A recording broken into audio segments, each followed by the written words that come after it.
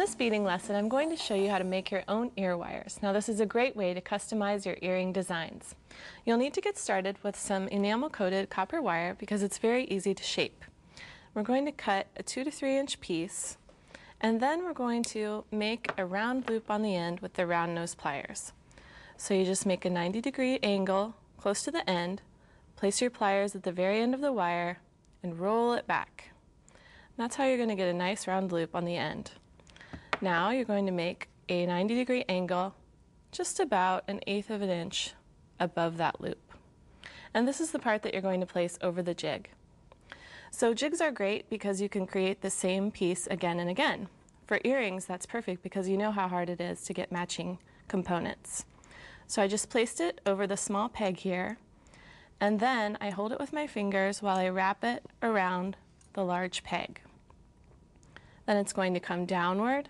I'm just going to press the end up here on the second small peg. You can see I have my ear wire, and when I pull it off of the jig, you can really see the shape. Now here, you would just come and cut the end here. And this is the part that's going to go through the ear. So it would be good to hit this with a metal file or a tool called a cut burr, and that just sands down the end here where you place it through the ear. Now there's another type of ear wire that has a little more contemporary look, and for this piece you just need to reset the pieces on your jig so that you have one small peg below and one medium peg above. And then we're going to do a similar type of technique with the round loop at the bottom. Make our 90-degree angle, roll it back with the pliers,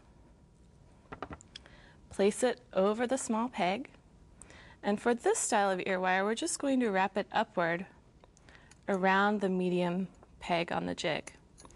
So once we get our loop on the small peg, then you just wrap it up and around. And this time when you pull it off of the jig, you're just going to cut your piece a little bit shorter than the loop. So I would say about here. Again, this piece can be rounded off with a file or a cut burr where it goes through the ear.